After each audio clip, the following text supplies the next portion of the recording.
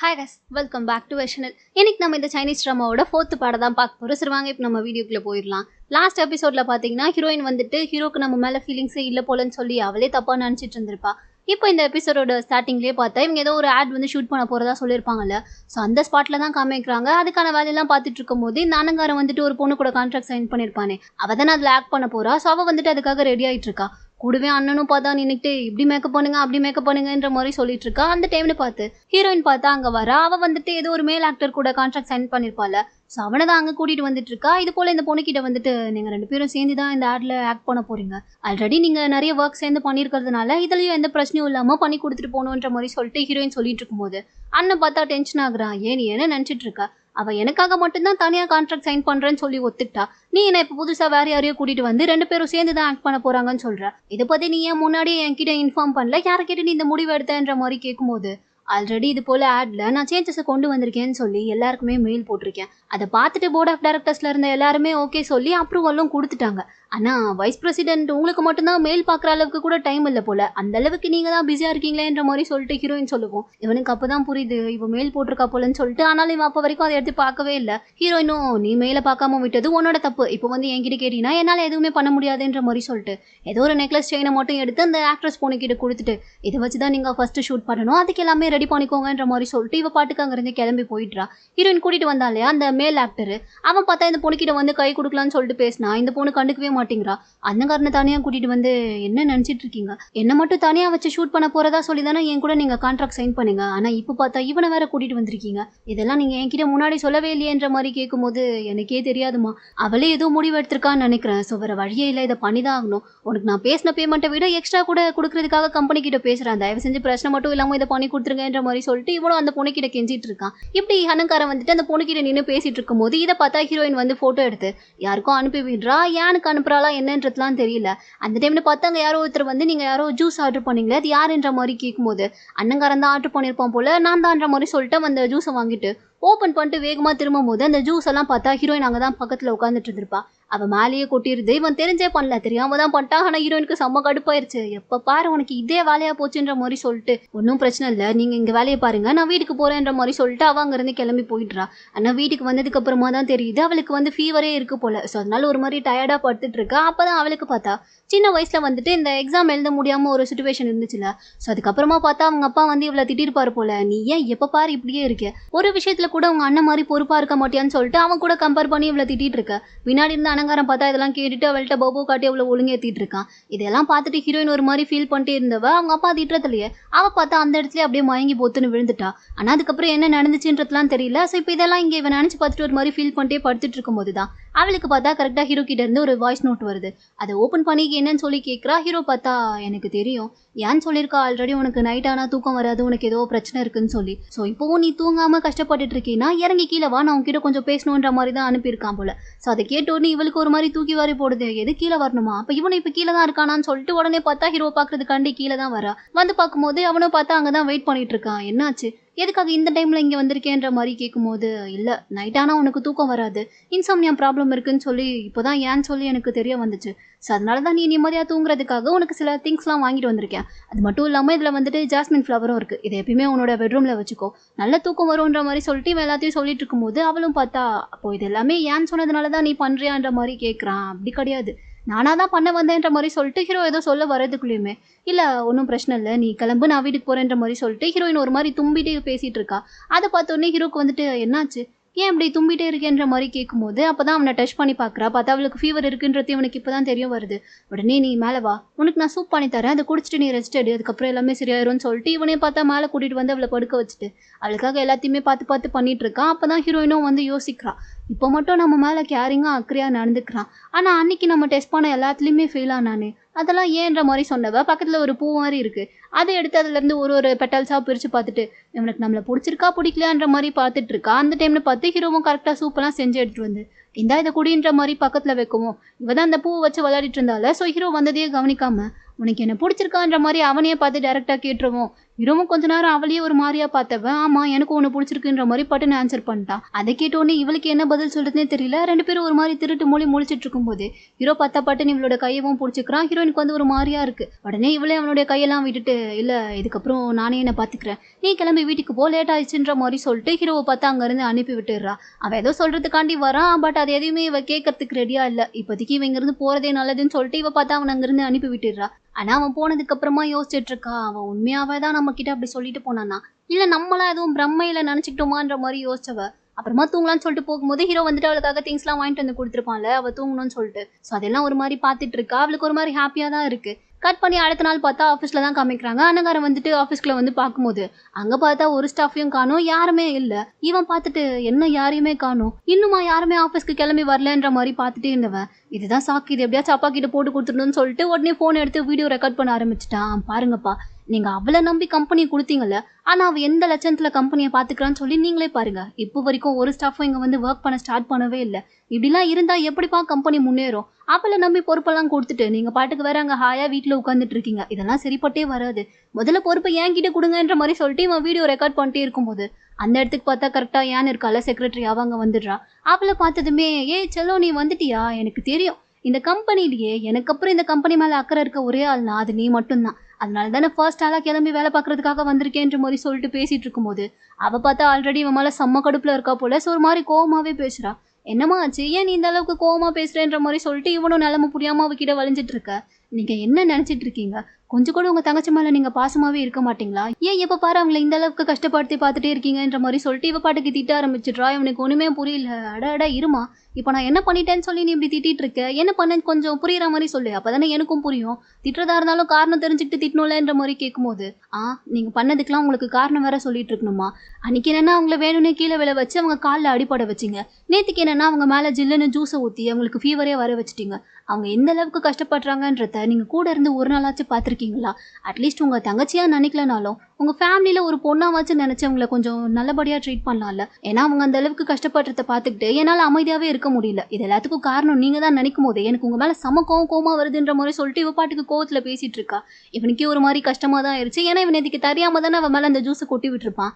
அதனால தான் அவளுக்கு ஃபீவர் வந்திருக்கு போல. ஸோ அதை கேட்டோன்னே இவனுக்கு ஒரு மாதிரி கஷ்டமாக தான் இருக்குது. இல்லை நான் அதை தெரிஞ்சே பண்ணலைன்ற மாதிரி சொல்லிட்டு கொஞ்சம் பாவமாக மூஞ்சி வச்சுக்கிட்டு சொல்ல, என்ன எப்போ பாரு இப்படியே சொல்லுங்க, பண்ணுறதெல்லாம் பண்ணிட்டு நான் தெரிஞ்சே பண்ணலன்னு சொன்னால் எதுவுமே நீங்கள் பண்ணலன்னு ஆயிருமா? நேற்றுக்கு அந்த டைமில் அவங்க கூட ஜெங் மட்டும் இல்லைன்னா அதுக்கப்புறம் அவங்க எவ்வளோ கஷ்டப்பட்டிருப்பாங்கன்றத என்னால் யோசிச்சு கூட பார்க்கவே முடியலன்ற மாதிரி சொல்லிட்டு இவங்க இருந்து போகும்போது, கொஞ்ச நேரத்துக்கு முன்னாடி நான் வரும்போது வீடியோ எடுத்துகிட்டு இருந்தீங்கல்ல, அது எதுக்காக? கம்பெனியில் ஸ்டாஃப்ஸ் யாருமே இல்லைன்ற விஷயத்த உங்கள் அப்பா கிட்ட போட்டு கொடுக்கறதுக்காக தானே. கம்பெனியில் நாளைக்கு எக்ஸிபிஷன் நடக்க போகுது. அந்த விஷயம் உங்களுக்கு தெரியுமா தெரியாதா? அதனால தான் எக்ஸிபிஷன் நடக்கிற இடத்துல எல்லாருமே வேலை பார்த்துட்டு இருக்காங்க. ஆனால் வைஸ் பிரசிடென்ட்டாக இருக்க நீங்கள் தான் இப்போ வரைக்கும் அங்கே வராமல் பொறுமையாக ஆடி அசைஞ்சு இந்த டைமுக்கு கம்பெனிக்கு வந்துட்டு இருக்கீங்கன்ற மாதிரி சொல்லிட்டு இவ பார்த்தா திட்டி விட்டுட்டு அங்கேருந்து கிளம்பி போயிடுறா. அவள் சொன்னதுக்கப்புறம் தான் இவனுக்கே புரியுது, எக்ஸிபிஷன் நடக்கிற இடத்துல தான் பாவம் எல்லாரும் வேலை பார்த்துட்டு இருக்காங்க போலன்னு சொல்லிட்டு. ஆனால் அதுக்கப்புறமா தான் அவள் சொன்னதை இதுக்கு முன்னாடி சொன்னதை கொஞ்சம் யோசிச்சு பார்க்குறான். சொல்லியிருப்பாளா இது போல் ஜெங் மட்டும் இல்லைன்னா அவங்க நேற்றுக்கு ரொம்பவே கஷ்டப்பட்டிருப்பாங்கன்னு சொல்லிட்டு. ஸோ அதை யோசிச்சவன், எது ஜெங் இல்லைன்னா அவள் ரொம்ப கஷ்டப்பட்டிருப்பாளா? அப்போ உண்மையாகவே அவங்க 2 பேருக்குள்ள நான் நினச்ச மாதிரி ஏதோ ஒன்று நடந்துட்டு இருக்கு போலியன்னு சொல்லிட்டு யோசிச்சுக்கிட்டே நின்றுட்டு இருக்கான். இந்த பக்கம் அப்படியே எக்ஸிபிஷன் நடக்கிற இடத்துல தான் காமிக்கிறாங்க. ஹீரோ வந்துட்டு டெக்கரேட்லாம் பண்ணிட்டு இருக்கான் அழகாக பூ வச்சு. ஹீரோயினும் வந்து அதெல்லாம் பார்த்துட்டு, பரவாயில்ல நான் எதிர்பார்த்த மாதிரியே அழகாக பண்ணிட்டேன், இது நல்லா தான் இருக்குன்ற மாதிரி சொல்லி பேசிட்டு இருக்கும்போது ஹீரோவும் பார்த்தா அவளுக்காக பிரேக்ஃபாஸ்ட் பண்ணி எடுத்துட்டு வந்திருப்பான் போல இன்னைக்குமே. ஸோ அதை கொடுத்துட்டு, இப்போ உனக்கு கோல்டு பரவாயில்லையான்ற மாதிரி கேட்குறான். அதெல்லாம் எனக்கு ஓகே தான்ற மாதிரி சொல்லிட்டு ஹீரோயினும் அவன் கொடுத்த லஞ்சை வாங்கலான்னு சொல்லி போகும்போது தான் அந்த இடத்துல பார்த்தா மறுபடியும் வழக்க போல யானும் இன்னொரு ஸ்டாஃபும் இந்த பிரேக்ஃபாஸ்ட்டும் சின்னதாக வாங்கி கொடுத்தானான்ற மாதிரி பேசிட்டு இருக்கும்போது இதை கேட்டோன்னே ஹீரோயினுக்கு வந்து ஒரு மாதிரியாயிருது. அப்போ இன்னைக்கும் வந்துட்டு அவன் நமக்காக மட்டும்லாம் கேரிங்காக எடுத்துகிட்டு வரல, எல்லாருக்கும் தான் எடுத்துகிட்டு வந்திருக்கான் போலன்னு சொல்லி நினச்சிக்கிட்டு, இல்லை எனக்கு வேண்டாம் நீயே சாப்பிட்டுக்கணுன்ற மாதிரி சொல்லிட்டு இவ பார்த்தா அங்கேருந்து கிளம்பி போயிடுறா. இவனுக்கு அதை கேட்டு முன்னே ஒரு மாதிரி கஷ்டமாயிருது. அந்த டைம் தான் பார்த்தா அந்த மொட்டை தலை இருப்பார்ல, அவர் இதை பின்னாடி நின்று கேட்டுட்டு தான் இருந்திருப்பார் போல. ஸோ இப்போ அவர் ஹீரோ கிட்ட வந்தவர், இந்த லஞ்ச் பாக்ஸ் பார்க்கவே நல்லா இருக்கு, ரொம்ப அழகாக ஃப்ளவர் மாதிரிலாம் டிசைன் பண்ணி ஏதோ புதுசாக ட்ரை பண்ணியிருக்க போலியே, பார்க்கவே டெம்ப்டிங்காக இருக்குது, கூட நான் சாப்பிட்டு பார்க்குறேன்ற மாதிரி கேட்கும்போது, அதெல்லாம் முடியாது, இதை நான் ஸ்பெஷலாக பண்ணி எடுத்துட்டு வந்தேன், யாருக்கும் கொடுக்க மாட்டேன்ற மாதிரி சொல்லிட்டு ஹீரோ பார்த்து அங்கேருந்து கிளம்பி போயிடுறான். அதுக்கப்புறமா கொஞ்ச நேரத்துக்கு அப்புறமா ஹீரோயின் மட்டும் தனியாக வேலையெல்லாம் பார்த்துட்டு இருக்கும்போது அவளுக்கு எல்லாருமே ஹெல்ப் பண்ணிட்டு இருக்காங்க.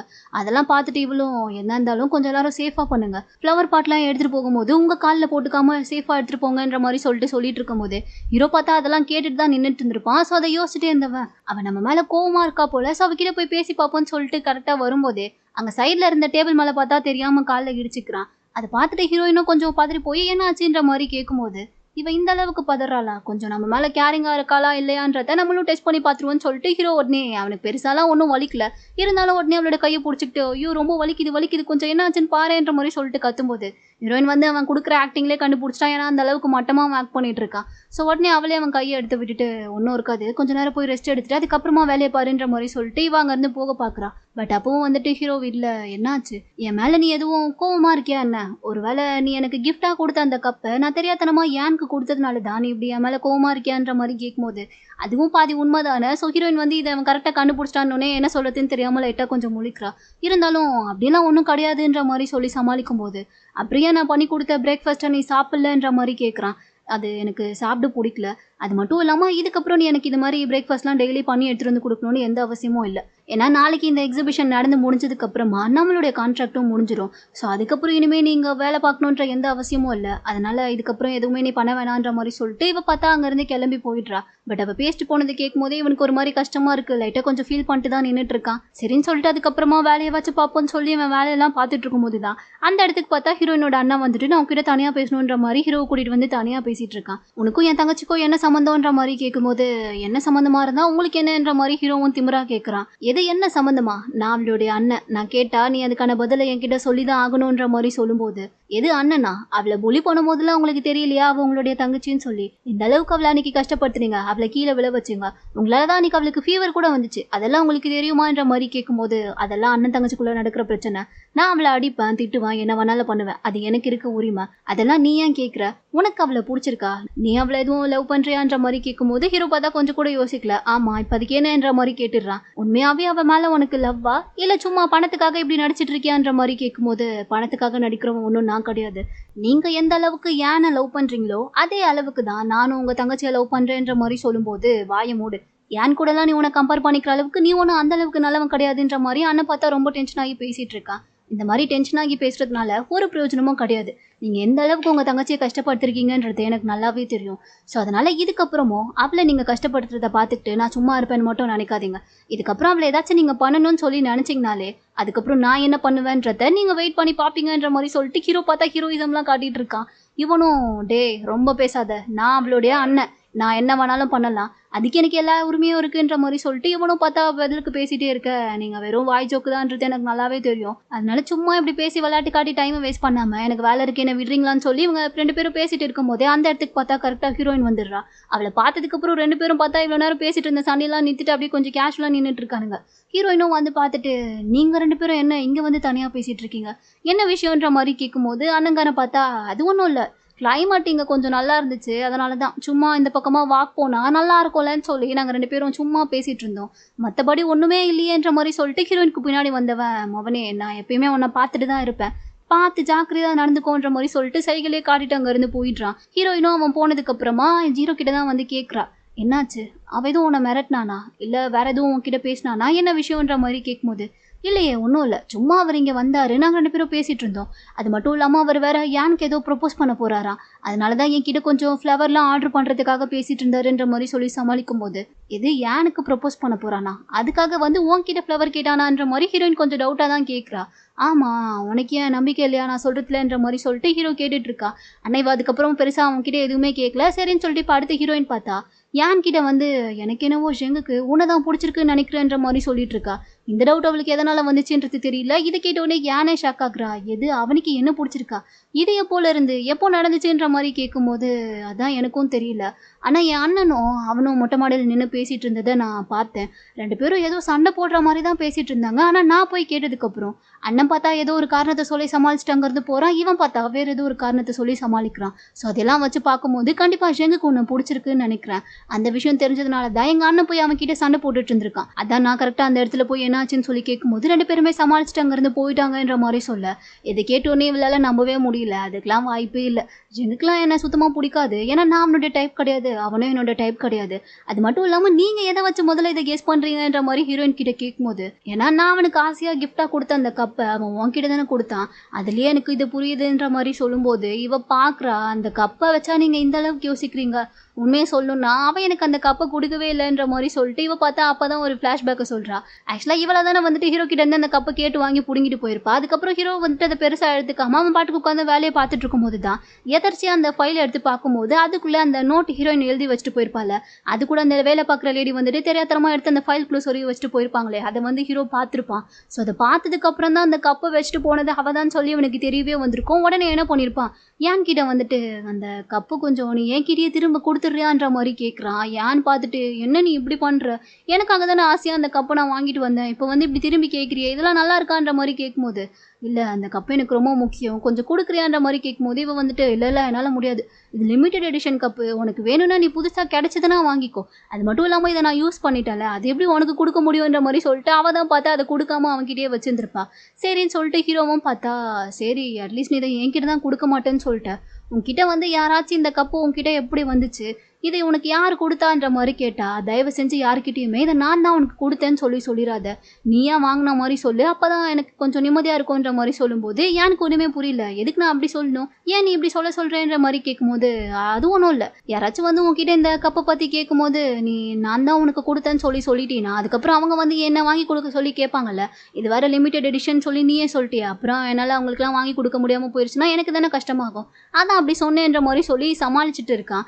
அதுக்கப்புறமா தான் ஏன்னு பார்த்தா சொல்கிறா சரி ஓகே நான் யாருக்கிட்டையும் சொல்ல மாட்டேன், ஆனால் நீ இதை என்கிட்ட முன்னாடியே சொல்லியிருக்கலாம்ல, காலையில் மேம் வந்து கேட்கும்போது நான் அவங்ககிட்ட இதை நீ தான் கொடுத்தேன்னு சொல்லி ஹீரோயின் கிட்ட சொல்லிட்டேனேன்ற மாதிரி சொல்லும்போது உனக்கு தூக்கி வாரி போடுது, எது அவகிட்ட சொல்லிட்டியா எப்போ சொன்னேன்ற மாதிரி கேட்டுட்டு ஹீரோயினை தேடி அங்கேருந்து ஓடிருப்பான். ஸோ இந்த விஷயத்தெல்லாம் பார்த்தா இப்போ தான் ஏன் வந்து ஹீரோயின் கிட்ட சொல்லிட்டு இருக்கா. அதெல்லாம் கேட்டதுக்கு அப்புறம் தான் அவளுக்குமே வந்துட்டு இந்த விஷயம்லாம் தெரிய வருது, அந்த கப்பை வந்துட்டு அவனா எடுத்துகிட்டு வந்து ஏன் கிட்ட கொடுக்கல ஏன்னா தான் கேட்டு வாங்கியிருக்கான்னு சொல்லிட்டு. ஸோ அது தெரிஞ்சதுக்கு அப்புறம் தான் இவளுக்கு கொஞ்சம் ஹாப்பியாகவே இருக்குது. அது மட்டும் இல்லாமல் அப்போ தான் சைடில் இருக்க டேப் எடுத்து அவளுடைய ஃபேஸை பார்க்குறா. பார்த்தா எப்பவுமே தலைக்கு மேலே தான் ஹார்ட் பீட்டோட ரேட் தெரிஞ்சுட்டே இருக்கும்ல, அது வந்துட்டு இப்போ பார்க்கும்போது 50% இருக்குது. ஆக்சுவலாக இவளுக்கு நார்மலாகவே எப்பயுமே வந்துட்டு 60% அபவ் தான் இருக்கும் போல். ஸோ இப்போ அதை பார்த்தவ ஏன் எனக்கு இப்போ ஹார்ட் பீட் பர்சன்டேஜ் எவ்வளோ தெரியுமா இருக்குது, 50% காமிக்குதுன்ற மாதிரி சொல்கிறா. அது கேட்டோடனே ஏன் கொஞ்சம் ஷாக் ஆகி ஏன் கொஞ்ச நேரத்துக்கு முன்னாடி நீ எங்கே எதுவும் ஹக் பண்ணிட்டு வந்தியான்ற மாதிரி கேட்கும்போது இல்லையே நான் கொஞ்ச நாள் அவன் கூட கான்டாக்ட்லேயே இல்லை, அவன் கிட்ட கூட நான் போய் பேசுறது கிடையாது, ஆனால் இப்போ எப்படி 50ல் இருக்குன்ற மாதிரி கேட்கும்போது எப்படின்ற மாதிரி யானும் கேட்டுட்ருக்கா. ஹீரோயினும் அதுதான் எனக்கும் தெரியல, எப்பயுமே நார்மலாக ஹையில் இருக்கும் போது நான் தூங்கி எழுந்தா கூட மேக்ஸிமம் 60 வரைக்கும் தான் இருக்கும், இப்போ என்ன 50ல் இருக்குது, இது எனக்கு ஒன்றுமே புரியலன்ற மாதிரி சொல்லும்போது தான் யான் வந்துட்டு எனக்கு புரிஞ்சு போச்சு, நம்ம இவ்வளோ நேரம் ஷெங்கை பற்றி பேசிகிட்டு இருந்தோம்ல, ஸோ அதனால தான் நினைக்கிறேன், எனக்கு தெரிஞ்சு உன்னையே அறியாமல் நீ அவனை லவ் பண்ண ஆரம்பிச்சிருக்க, அதனால தான் அவனை பற்றி பேசும்போதே உன்னோட ஹார்ட் பீட் இந்த அளவுக்கு குறைய ஆரம்பிச்சிருக்குன்ற மாதிரி சொல்லிட்டு இவ பாட்டுக்கு ஏற்றி விட ஹீரோனும் லைட்டாக கொஞ்சம் யோசிக்க தான் செய்கிறா.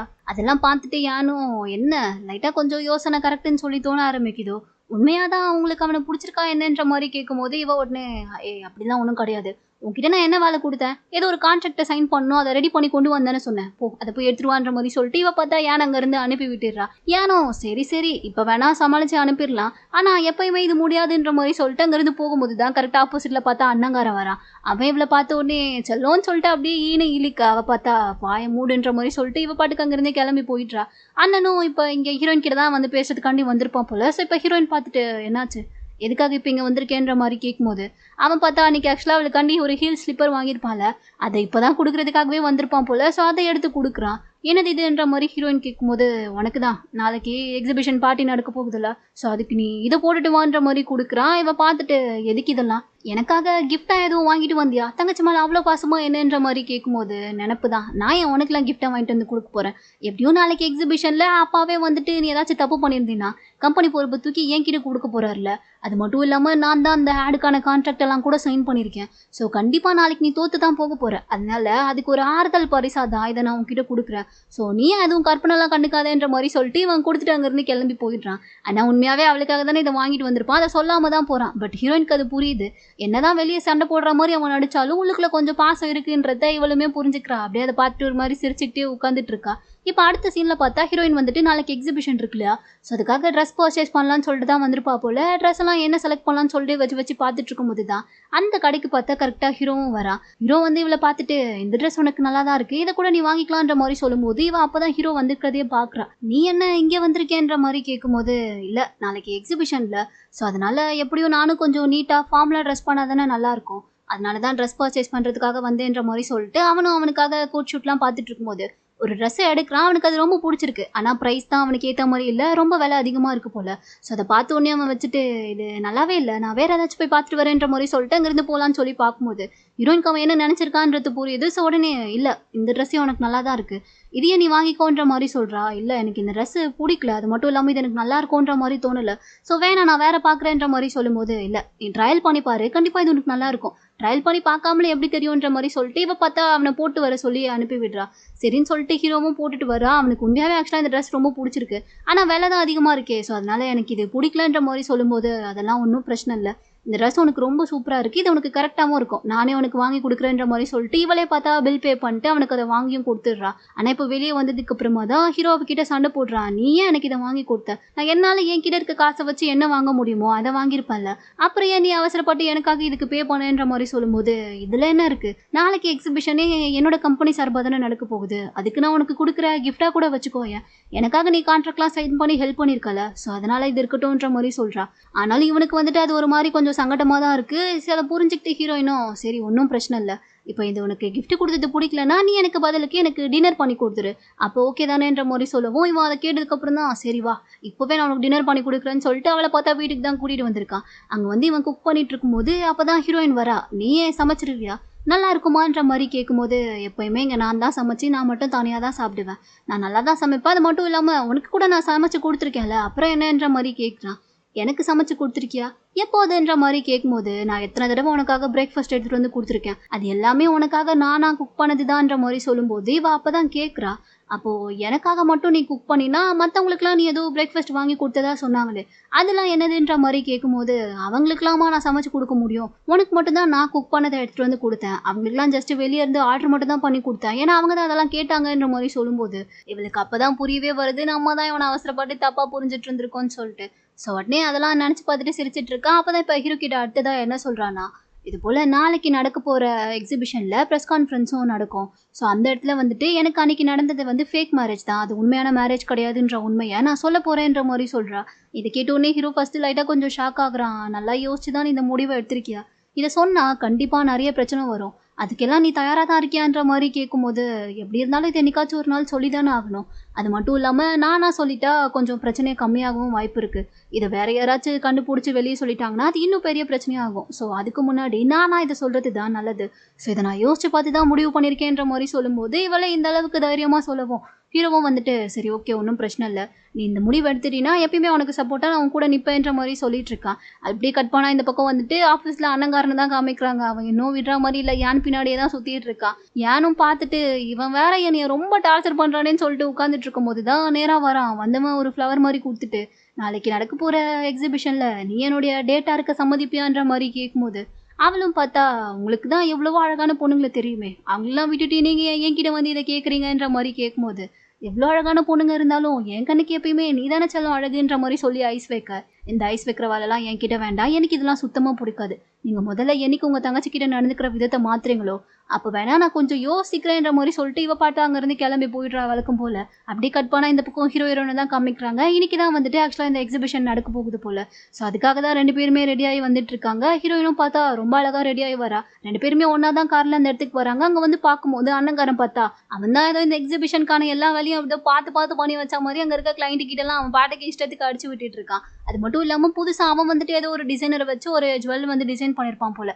ஸோ அதை பற்றி அவங்க கிட்டே எடுத்து சொல்லிட்டு இருக்கும்போது தான் ஹீரோயினும் இதெல்லாம் பார்த்துட்டு கஷ்டப்பட்டு இது எல்லாத்தையும் நான் பண்ணா நீ நேராக எடுத்துகிட்டு வந்து உன்னோட டிசைனை வச்சு எக்ஸ்பிளைன் பண்ணிட்டு இருக்கியா, இதை பார்த்துட்டு நான் சும்மா இருப்பேன் வேற நீ நினைக்கிறியான்ற மாதிரி சொல்லிட்டு அவள் பார்த்தா அவள் ஏதோ ஒரு டிசைனர் கிட்ட பேசி ஆல்ரெடி டிசைன் பண்ணியிருப்பா போல. ஸோ அந்த நெக்லஸ் தான் இன்னைக்கு அவள் போட்டுட்டும் வந்திருக்கா போல. ஸோ அதை காட்டி இதை பார்க்கும்போது உங்களுக்கு என்ன தோணுதுன்ற மாதிரி அந்த கிளைண்ட் கிட்ட கேட்குறா. அவரும் நல்லா தான் இருக்குது இந்த டிசைனும் யங்ஸ்டர்ஸ்க்கு பிடிச்ச மாதிரி இருக்கும் தான் நினைக்கிறேன், பட் இந்த டிசைனோட கான்செப்ட் என்னன்றதை தெரிஞ்சுக்கலாமான்ற மாதிரி கேட்கும்போது அன்றைக்கி ஒரு டிசைனர் வந்துட்டு இவகிட்ட சொல்லியிருப்பார் இல்லையா, இந்த கான்செப்ட் வந்துட்டு மனசுக்குள்ளே நமக்கு பிடிச்ச ஒரு விஷயத்தை பார்க்கும்போது நம்ம எப்படி ஃபீல் பண்ணுவோன்றது தான் சொல்லிட்டு. ஸோ அந்த கான்செப்டை பற்றி இவ எக்ஸ்பிளைன் பண்ணிவிட்டு என்னால் இதை வச்சு உங்களுடைய மைண்டுக்குள்ளே இப்போ நீங்கள் என்ன யோசிக்கிறீங்கன்றத கூட கரெக்டாக கெஸ் பண்ணி சொல்ல முடியுன்ற மாதிரி சொல்லிடுறா. அது கேட்டுட்டு அந்த கிளைண்ட்டும் அப்போனா இப்போ நான் என்ன நினைக்கிறேன்றத கரெக்டாக நீங்கள் சொல்லுங்கள் பார்ப்போன்ற மாதிரி கேட்கும்போது இதே மாதிரி இன்னொரு நெக்லஸ் பேரை செட்டாக வாங்கிட்டு போய் உங்களுடைய ஒய்ஃப்க்கு கொடுத்து அவங்கள சர்ப்ரைஸ் பண்ணணும் தானே நினைக்கிறீங்கன்ற மாதிரி சொல்லிட்டு இவ சொல்லுவோம். ஆக்சுவலாக அவர் அதை தான் நினச்சிருப்பாரா என்னன்றதுலாம் தெரியல. அதை வந்துட்டு அவரும் கேட்டுட்டு கரெக்டாக எப்படிமா சொன்னேன்ற மாதிரி சிரிச்சுட்டே நின்றுட்டு இருக்காரு. ஹீரோயினும் இதுதான் சார் இந்த செயினோட கான்செப்டேன்ற மாதிரி சொல்லிட்டு அடிச்சு விட அன்னங்காரம் பார்த்தா முறைச்சிட்டே நின்றுட்டு இருக்கான். அடுத்து இப்போ ஹீரோயினும் இங்கே பேசி முடிச்சதுக்கு அப்புறமா அவள் தான் ஆல்ரெடி முடிவு பண்ணியிருப்பாள் இது போல் அந்த ஃபேக் மேரேஜை பற்றி இன்னைக்கு எல்லாரும் முன்னாடி சொல்லிடலான்னு சொல்லிட்டு. ஸோ அதுக்காக வந்து பேசலான்னு சொல்லி ஸ்டார்ட் பண்ணும்போது ஒரு ப்ரெஸ் மட்டும் பார்த்தா அங்கே வந்து அவகிட்ட நின்று அன்னைக்கு நீங்கள் மேரேஜ் நடந்ததுக்கு அப்புறமா உங்களுடைய ஹஸ்பண்டை யார்கிட்டயுமே காட்டவே இல்லை. அவர் இது வரைக்கும் இங்கே இந்த எக்ஸிபிஷனுக்கு கூட வரலையே, என்னதான் நடக்குது? அது மட்டும் இல்லாமல் இப்போ வரைக்கும் நீங்கள் உங்களோட மேரேஜை ரெஜிஸ்டர் பண்ணவே இல்லை. அதுக்கான எந்த எவிடன்ஸுமே எங்களுக்கு கிடைக்கல. ஸோ அப்போ அன்றைக்கி நடந்தது உண்மையான மேரேஜ் தானா இல்லை ஃபேக் மேரேஜா? எங்களை ஏமாத்துறதுக்காக நீங்கள் எதுவும் பண்ணீங்களான்ற மாதிரி சொல்லிட்டு அவங்க பார்த்தா எல்லாத்தையும் கண்டுபிடிச்ச மாதிரி கேள்வி மேலே கேள்வியாக கேட்க ஹீரோயினுக்கு வந்து என்ன பதில் சொல்றதுன்னே தெரியல. இந்த அளவுக்கு சுற்றி நின்று எல்லாரும் கேள்வி மேலே கேள்வி கேட்டுகிட்டே இருக்கும். அவளுக்கு ஒரு மாதிரி பதட்டமாக ஆரம்பிக்குது. அந்த டைம் தான் கரெக்டாக அப்பாவும் பார்த்தா எக்ஸிபிஷன் நடக்கிற இடத்துக்கு அங்கே வந்திருப்பாரு. ஸோ அவரும் இதெல்லாம் பார்த்துட்டு தான் நின்றுட்டு இருக்காரு. அது மட்டும் இல்லாமல் இந்த யான் இருக்கால அவ இப்படி ப்ரெஸ்லாம் கேள்வி கேட்கறத பார்த்துட்டு உடனே அண்ணங்காரனை தான் பார்க்குறா. இதெல்லாம் உங்கள் வேலையா? நீங்கள் தான் அந்த ப்ரெஸ் கிட்ட இதெல்லாம் சொல்லி ஏற்பாடு பண்ணீங்களான்ற மாதிரி கேட்கும்போது ஐயோ இதெல்லாம் நான் பண்ணல, எக்ஸிபிஷன் நல்லா நடக்கணும்னு நானும் தானே நினைப்பேன், அப்புறம் எப்படி நான் இதை பண்ணுவேன்ற மாதிரி அவன் பார்த்தா நான் இல்லைன்ற மாதிரி சொல்லிட்டு இருக்கான். ஆனால் இங்கே ப்ரெஸ் கேட்குற கேள்விக்கெலாம் ஹீரோயினால் பதில் சொல்லவே முடியல, அவளால் வாயவே திறக்க முடியல. ஆக்சுவலாக அவளாக வந்துட்டு இந்த உண்மையை சொல்லிடலான்னு சொல்லி தான் வந்தா. ஆனால் இவங்களாம் இந்த அளவுக்கு இப்படி ப்ரெஷர் பண்ணி கேட்கும்போது அவளுக்கு ஹார்ட் பீட் வேறு அதிகமாக ஆரம்பிக்கவும் அவளால் பேசவே முடியல. பட் இதை வந்து கீழே இருந்து பார்க்கும்போது ஹீரோக்கு மேலே புரிஞ்சுக்க முடியுது. அவனுக்கு வந்து இந்த மாதிரி அவளுக்கு ஹார்ட் பீட் அதிகமாகும், நம்ம போய் டச் பண்ணால் அது சரியாகுன்றதுலாம் தெரியாது. ஆனாலும் அவளை எப்படியாச்சும் இந்த நிலைமையிலேருந்து காப்பாற்றுறமேன்னு சொல்லிட்டு இப்போ அவன் என்ன பண்ணிடுறான்னு சொல்லி பார்த்தா அவன் பாட்டுக்கு நேராக ஸ்டேஜுக்கு ஏறி வந்தவன் அவளை பிடிச்சி அப்படியே அங்கே கிஸ் பண்ண ஆரம்பிச்சிட்டான். இதை பார்த்துட்டு அங்கே இருக்கு எல்லாருமே ஷாக் ஆகி போயிட்டு இருக்க. ஹீரோயினோட அப்பாவும் அங்கே வந்திருப்பார் இல்லையா, அவர் பார்த்தா அங்கேருந்து கிளம்பி போயிடுறாரு எதுவுமே பேசாமல். அது மட்டும் இல்லாமல் எங்கள் அண்ணங்கார முகத்தை பார்க்கணுமே, டே என்னடா பண்ணுறீங்க பப்ளிக்கான்ற மாதிரி சொல்லிட்டு அவன் ஒரு மாதிரி அதிர்ச்சிலேயே நின்றுட்டு இருக்க. இதோட இந்த ட்ராமாவோட 4th பார்ட் இங்கே முடியுது. இதுக்கப்புறம் அடுத்து என்ன நாள் நடக்க போகுதுன்றதை நம்ம நெக்ஸ்ட் பார்ட்டில் பார்த்துடலாம். இந்த வீடியோ உங்களுக்கு பிடிச்சிருந்தா லைக் பண்ணுங்கள், மறக்காமல் நம்ம சேனலுக்கு சப்ஸ்கிரைப் பண்ணுங்கள்.